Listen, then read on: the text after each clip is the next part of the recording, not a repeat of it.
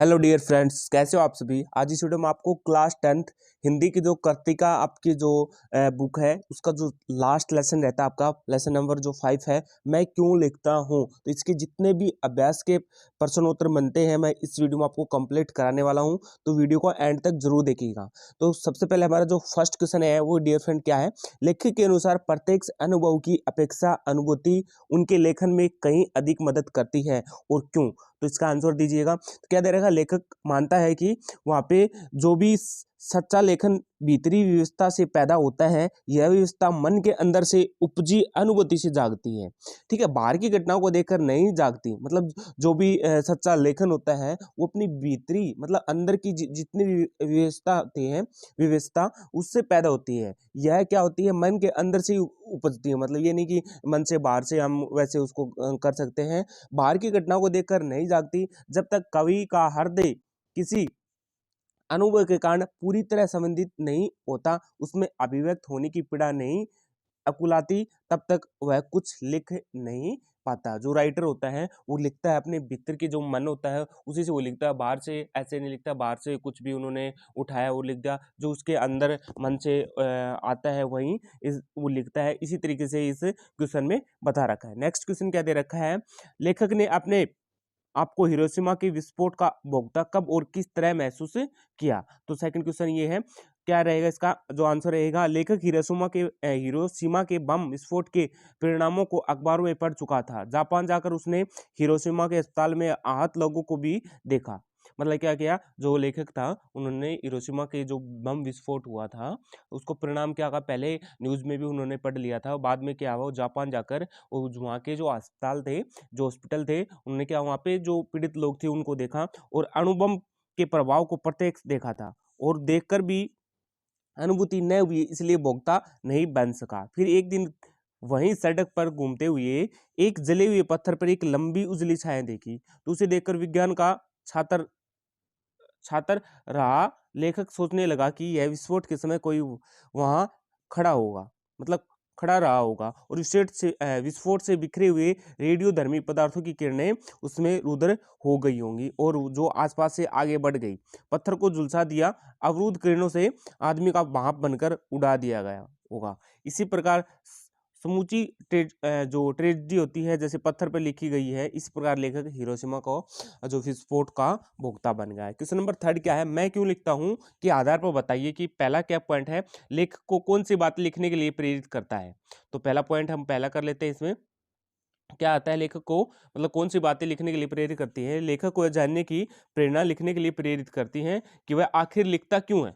यह उसकी पहली प्रेरणा है। मतलब लेखक ये सोचता है कि वो आखिर क्यों लिखता है और यह उसकी पहली प्रेरणा थी। स्पष्ट रूप से समझना तो लेखक दो कारणों से लिखता है।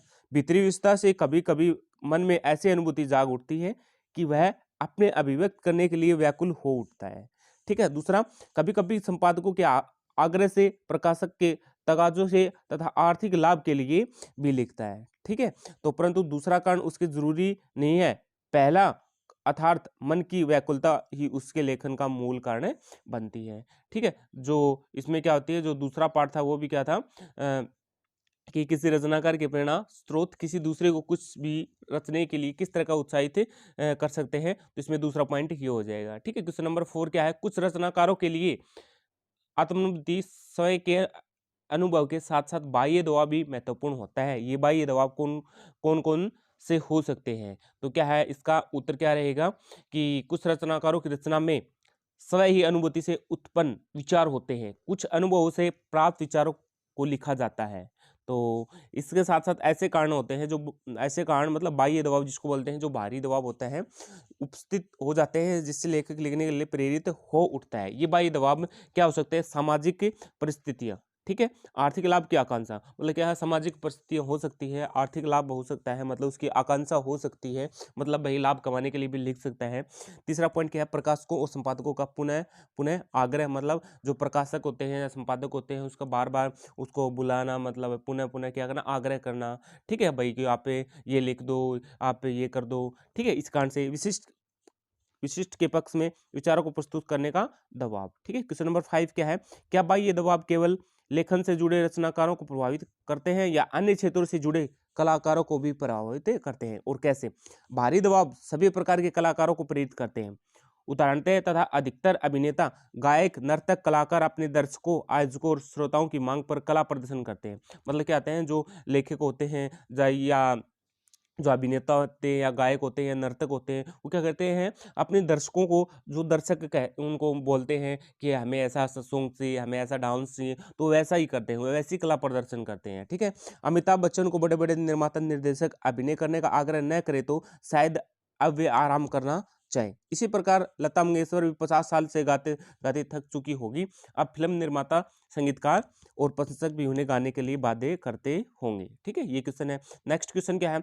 हिरोशिमा पर लिखी कविता के अंत वह बाह्य दबाव का परिणाम है, ये आप कैसे कह सकते हैं? हिरोशिमा पर लिखी कविता हृदय की अनुभूति प्रस्फुटित होती है और भावों और शब्दों में जीवंत हो उठती है।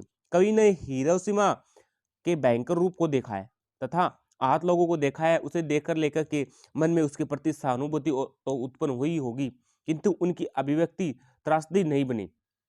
जब पत्थर पर मनुष्य की काली छाया को देखा तो उन्होंने अपने हृदय से अणुबम के विस्फोट का प्रतिरूप त्रासदी बनकर मन में सामने लगा, मतलब मन में सामने लगा।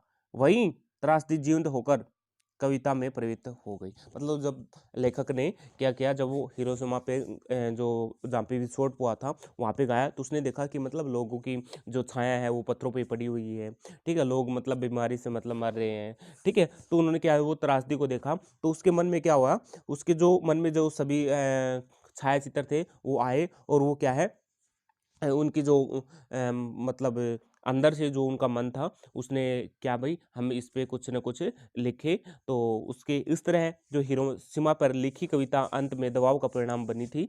और बाह्य दबाव मात्र इतना हो सकता है कि जापान से लौटने पर लेखक ने अभी तक कुछ नहीं लिखा, वह इससे प्रभावित हुआ और वो कविता लिखे दिया होगा। क्वेश्चन नंबर 7 क्या आपका? हिरोशिमा की घटना विज्ञान का भयानक तम दुरुपयोग है। आपकी दृष्टि में विज्ञान का दुरुपयोग कहाँ का किस तरह से हो रहा है?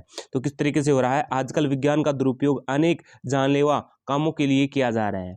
ठीक है, विज्ञान है हमारा, उसमें क्या होता है, दुरुपयोग भी होता है और सदुपयोग भी होता है। दुरुपयोग में क्या होता है, कुछ लोग इसका गलत उपयोग करते हैं। ठीक है, आज आतंकवादी संसार भर में मनचाहे विस्फोट कर रहे हैं। कहीं अमेरिकी टावरों को गिराया जा रहा है, कहीं मुंबई बम विस्फोट किए जा रहे हैं, कहीं गाड़ियों में आग लगाई जा रही है। ठीक है, कई शक्तिशाली देश दूसरे देशों को दबाने के लिए उन पर आक्रमण कर रहे हैं। जैसे अमेरिका ने इराक पर आक्रमण किया तथा वहां की जनजीवन को नष्ट तहस नहस कर डाला। ठीक है, ये विज्ञान के क्या दुरुपयोग है, हम इसका सदुपयोग भी करते हैं, बट इनका दुरुपयोग भी करते हैं। बहुत सारे लोग जो हैं विज्ञान के दुरुपयोग से चिकित्सक बच्चों का गर्भ में भ्रूण परीक्षण कर रहे हैं। इससे जनसंख्या का संतुलन बिगड़ रहा है। विज्ञान के दुरुपयोग से किसान कीटनाशक और जहरीले रसायन छिड़कर अपनी फसल को बढ़ा रहे हैं। इससे लोगों को स्वास्थ्य खराब हो रहा है। विज्ञान के उपकरणों के कारण ही वातावरण में गर्मी बढ़ रही है। ठीक है, प्रदूषण बढ़ रहा है, बर्फ पिघलने को खतरा बढ़ रहा है तथा रोज रोज भयंकर घटनाएं या दुर्घटनाएं हो रही है। ठीक है, ये क्वेश्चन हम सेवन था। लास्ट क्वेश्चन क्या है? एक संवेदनशील युवा नागरिक की हैसियत से विज्ञान का दुरुपयोग रोकने में आपकी क्या भूमिका है? किसी ने बोला कि जो संवेदनशील युवा होता है, नागरिक, उसकी हैसियत से विज्ञान का दुरुपयोग रोकने में आपकी क्या भूमिका रहेगी? तो देख लेते हैं। एक संवेदनशील युवा नागरिक होने के कारण विज्ञान का दुरुपयोग रोकने के लिए हमारी भूमिका अत्यंत महत्वपूर्ण है। इसके लिए निम्नलिखित कार्य करते हुए मैं अपनी सक्रिय भूमिका निभा सकता हूँ। फर्स्ट पॉइंट तेरे का, प्रदूषण फैलाने तथा बढ़ाने उत्तरदायी कार को प्लास्टिक, कूड़ा कचरा आदि के बारे में लोगों को जागरूक बनाने के साथ साथ लोगों से अनुरोध करूंगा कि पर्यावरण के लिए हानिकारक वस्तुओं का उपयोग न करें। ठीक है, जो पर्यावरण को जो क्या हानि पहुंचाए, उसके लिए क्या है, जो जो भी है लोगों से अनुरोध करेंगे कि हम भाई इसको कूड़ा कचरा है, कूड़ादान में डाले, ऐसे मतलब ऐसे मत बिखेरे। तो वो है, हम एक क्या करेंगे, मतलब अपनी जागरूकता बनाने के लिए लोगों से अनुरोध करेंगे। सेकंड पॉइंट क्या है? विज्ञान के बनाए हथियारों का प्रयोग यथासंभव मानवता की भलाई के लिए करें, मनुष्य के विनाश के लिए न करें। ठीक है, थर्ड पॉइंट क्या है? विज्ञान की चिकित्सा की खोज का दुरुपयोग कर लोग प्रसवपूर्ण संतान के लिए लिंग की जानकारी कर लेते हैं, कन्या शिशु की भ्रूण हत्या कर देते हैं, जिससे सामाजिक विषमता तथा लिंग अनुपात में भी असमानता आती है। इस बारे में आम जनता का जागरूक करने का प्रयास करूंगा। ठीक है, नेक्स्ट जो पॉइंट है, टीवी पर प्रसारित ऐसे कार्यक्रमों का खुलकर विरोध करूंगा और समाज उपयोगी कार्यक्रमों का प्रश्न का अनुरोध करूंगा। लास्ट पॉइंट क्या दे रखा है, विज्ञान अच्छा सेवक किंतु बुरा स्वामी है, यह बात लोगों तक फैलाकर इसके दुरुपयोग के परिणामों में जो परिणाम होते हैं उनको बताने का प्रयत्न करूंगा। ये था क्वेश्चन नंबर जो आपका 8 था। और हमारा जो कर्तिका बुक थी ये कंप्लीट हो चुकी है। नेक्स्ट बुक आपको जल्दी प्रोवाइड की जाएगी, मतलब डेली की 1 या 2 वीडियो आपको हिंदी की मिलेगी, ठीक है, और फिर व्याकरण की मिलेगी। तो आपको जितने भी यहाँ पे आपका एग्जाम है हरियाणा बोर्ड का, आपको कंप्लीट इस चैनल पे आपको कंप्लीट जितना भी मैथ हो, साइंस हो या आपका इकोनॉमिक्स हो, जितना भी ऐसा आ जाता है आपका, ठीक है, हिंदी आ जाता है, इंग्लिश आ जाता है, कंप्लीट मटेरियल आपको इस चैनल पे मिलने वाला है। तो चैनल को एक बार सब्सक्राइब कर ले, बेल आइकन को प्रेस कर ले, ताकि हमारी आने वाली जो भी वीडियो है उसका नोटिफिकेशन आप तक पहुंच के। तो थैंक यू डियर फ्रेंड्स।